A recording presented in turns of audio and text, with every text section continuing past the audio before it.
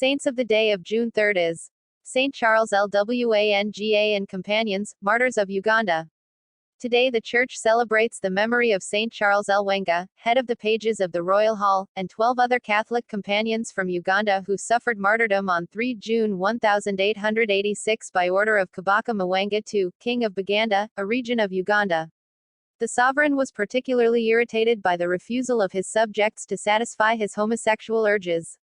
Together with them, in this same collective commemoration, 9 other martyrs are remembered by the Church, for a total of 22 Catholics, killed on different days between 1885 and 1887, the fiercest phase of a general anti-Christian persecution, and proclaimed saints altogether in October 1964 by Paul VI, who could have foreseen that together with the great historical figures of African martyrs and confessors such as Cyprian, Felicitas and Perpetua, and the extraordinary Augustine, we would one day mention the beloved names of Charles LWANGA, Matthias Mulumba Kalemba and their 20 companions.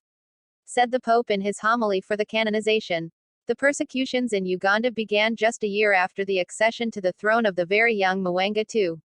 He had succeeded his late father Mutisa, who was considered much more astute than his son in managing the balances of power in Buganda.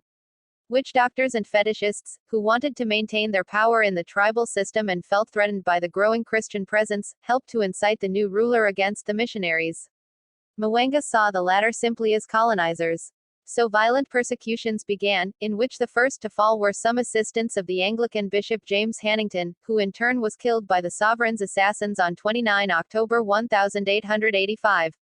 The then prefect of the King's Hall, St. Joseph Mukasa, a young catechist who had converted to Catholicism after the arrival of the White Fathers on Ugandan soil, had tried to dissuade Mwanga from his criminal intent. Moreover, as soon as he heard of Hannington's murder, he had reproached the sovereign. St. Joseph Mukasa was also resented by the king for having encouraged the pages to resist the advances of Mwanga, who eventually tired of his subject and ordered his beheading. Before his order was carried out he had second thoughts, but his messengers arrived too late at the place of execution. The martyrdom of 25-year-old Joseph Mukasa was already complete and his mortal remains burned. It was 15 November 1885, that same day a catechumen about 20 years old, R. Charles LWANGA, was baptized. Charles himself was called to replace Joseph as teacher of the pages, but he too, like his predecessor in that prestigious position, put faith in Jesus Christ first. He therefore protected the pages from the king's sinful aims. A few months later, on 25 May 1886, Charles LWANGA was condemned to death along with other Christians. In the night, given the looming danger, Charles himself secretly baptized the converted pages who were still simple catechumens. Among them was the 14-year-old Kizito. A few hours later Mwanga called an assembly to question Charles and his pages. The king wanted to see if any of them would decide to save their skins by denying Christ. To the king's amazement, these young newcomers remained firm in their profession of faith. The condemned were then forced to go to Namugongo, the place of executions, 28 miles from where they were located. 8 of them were killed en route.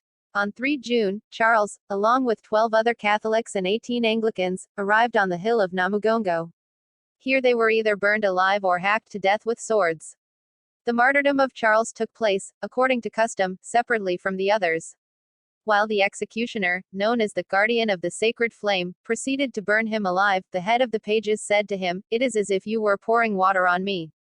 Please repent, and become a Christian like me." On that same day, another martyr, Bruno Sarunkuma, had said, "A spring that has many sources will never dry up. When we are gone, others will come after us."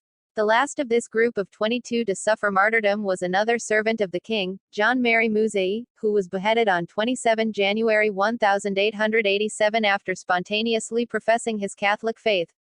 The hill of Namugongo became a place of pilgrimage. And in 1969, 5 years after their canonization, Paul VI himself visited the Basilica sanctuary dedicated to the holy martyrs of Uganda, in the first apostolic journey of a pontiff on African soil. And in 1993 John Paul II also visited it, recalling in his homily that the heroic sacrifice of the martyrs contributed to bringing Uganda and the whole of Africa closer to Christ, the true light that illuminates all men.